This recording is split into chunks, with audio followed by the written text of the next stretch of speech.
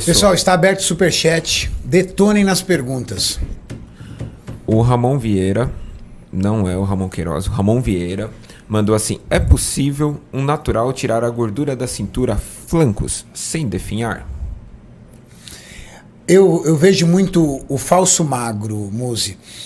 E Júlio, as pessoas que são magras e têm barriga, e elas restringem ainda mais as calorias e faz mais cardio querendo perder aquela barriga e não perde, porque tem uma baixa de metabolismo basal, não faz musculação, ou seja, não constrói fibras para aumentar a sua taxa de metabolismo basal, e a ânsia dele em perder aquela barriga, fica aquela barriga o tempo todo.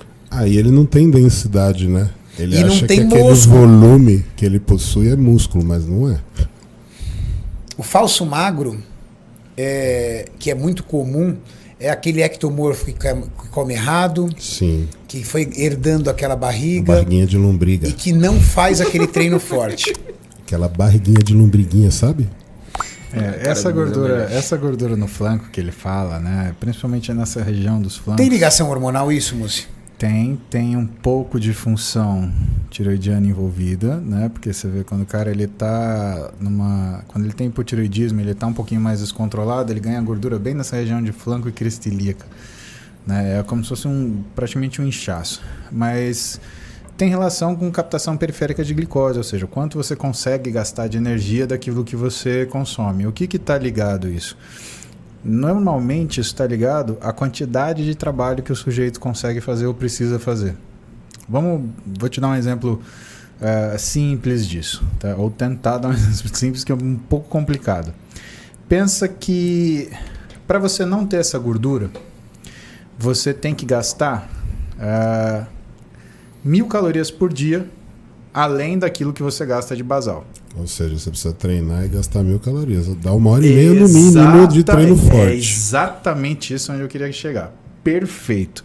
Mas também, Júlio, 10 anos nós trabalhamos juntos. Puta que pariu, não tem nem como. A gente já sabe o que tem que fazer. Então, qual é o grande problema? O grande problema, Renato, é quando você tem esse cara que tem que gastar 1.000 calorias a mais, além do basal, além do que ele gasta treinando, você vai puxar essa caloria, por exemplo, da capacidade de recuperação muscular.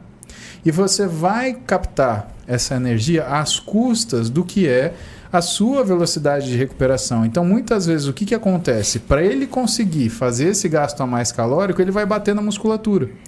Então, existe um tempo onde você tem que condicionar esse sujeito para ele gastar essas 1.000 calorias a mais no treino, para ser um gasto útil. Mas qual que é o grande problema? Isso dá trabalho.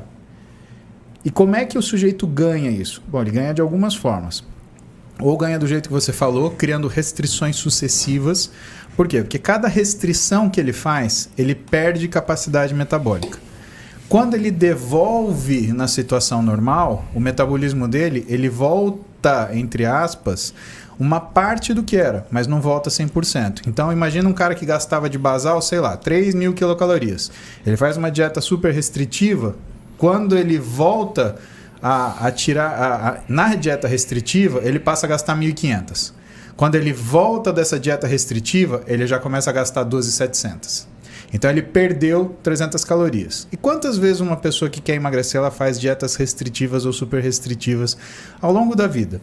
Faz pelo menos exatamente. Então ela vai detonando. Chega uma hora que o gasto, ele vai fazer a dieta restritiva e a queda da basal dele é tão pequeno que é como se ele não tivesse mais nem restrição nenhuma. E o que acontece? O que acontece são os sintomas do cara de baixa função metabólica. Pouca capacidade de sustentação de treino, baixa velocidade de recuperação, pouca força, baixo endurance, pouco apetite. Então o cara ele tem pouca fome e aí você tem os sintomas físicos, né? Então é um cara que engorda com muita facilidade, que se ele consumir um pouquinho mais de carboidrato, ele já vai reter líquido. É o cara que, se, por exemplo, ele errar um final de semana, der uma detonada no final de semana, segunda-feira parece que ele nunca fez dieta na vida. Então são essas coisas.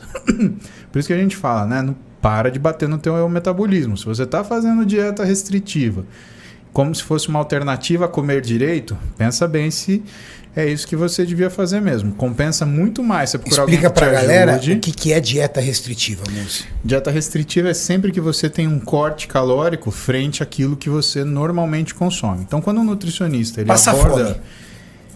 É o passar fome, mas às vezes não precisa passar fome, Renato. Às vezes você só faz uma restrição calórica muito abrupta e isso já representa uma resposta restritiva para o teu organismo. Vou te dar um exemplo.